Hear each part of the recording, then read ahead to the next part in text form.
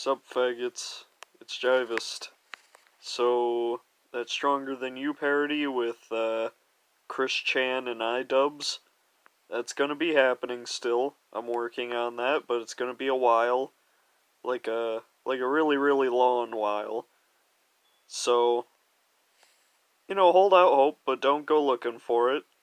Just, hope it's a pleasant surprise as you're doing whatever the fuck you do. But up until then, I am going to be narrating some self-written stories from my creative writing class that I had in high school. These are fucking terrible, but I hope you guys enjoy. And as time progresses, I will write new terrible stories and narrate them as well. You can suggest new stories, premises, topics in the comments, and if I get around to it, I will write them and add them to the connected universe of stories. Yes, all of them are canon in my own, little universe. I wouldn't call it cinematic, but, connected universe, or comic universe. Literary universe, that's a good one. So sit back, relax, grab snacks, and, enjoy.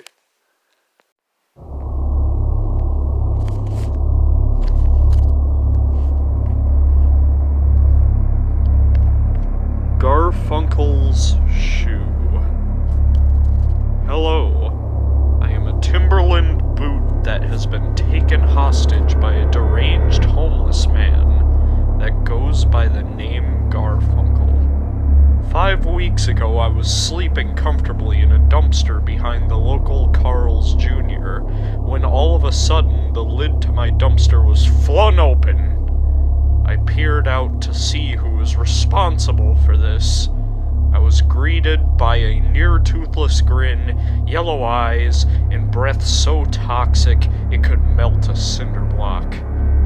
All these horrifying features made my laces tighten up. The nasty man then said, in his stereotypical Italian accent, "A boppity boopity, get on me footy." I was horrified.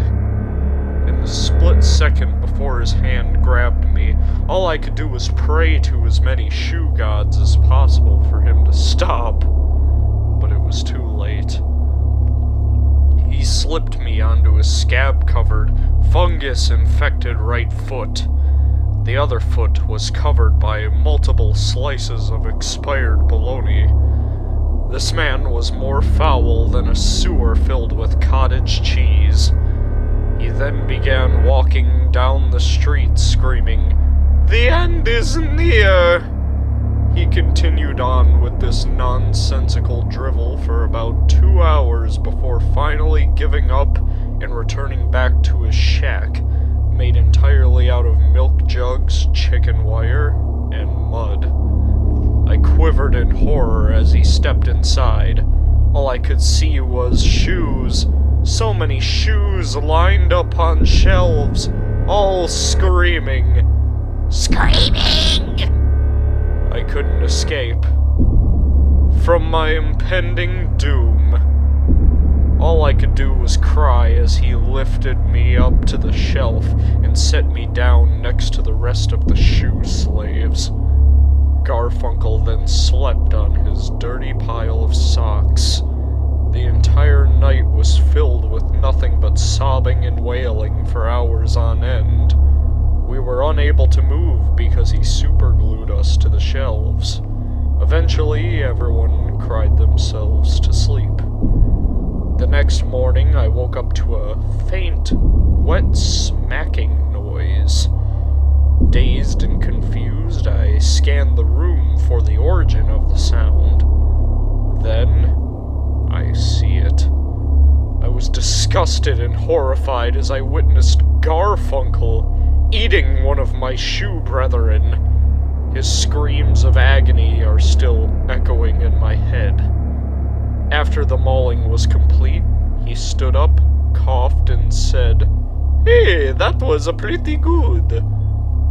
That was the last straw. We had to do something before this sicko murdered us all.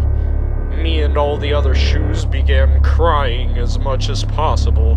This tidal wave of bodily fluids was enough to dissolve the cheap superglue. Me and my brothers had started the first shoe revolution.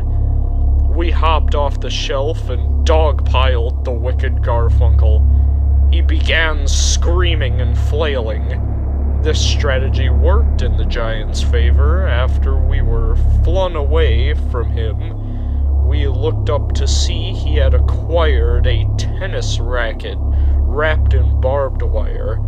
Just above the handle was the name Lucy scraped into the metal.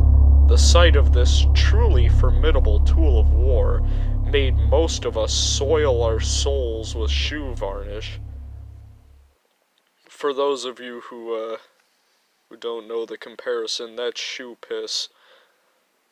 But we gathered ourselves, put up our laces, and prepared for combat.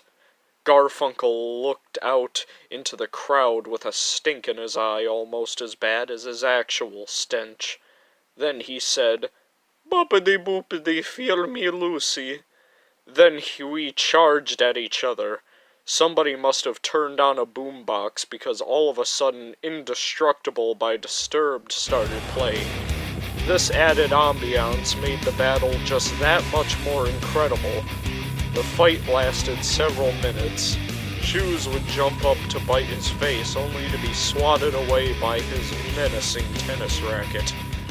Eventually, I snuck around behind Garfunkel and bit his Achilles tendon just above his baloney foot. This was a difficult task because I have a previously unmentioned fear of baloney. But me overcoming my fear was more than worth it, because as I bit into the smelly man's tendon, he jumped up and screamed, "Holy spaghetti, I'm defeated already!" Then he fell to the ground and became unconscious. We were victorious. Everyone cheered and hopped out of the shack. I was last out of the doors when all of a sudden a familiar hand dragged me back into the shack.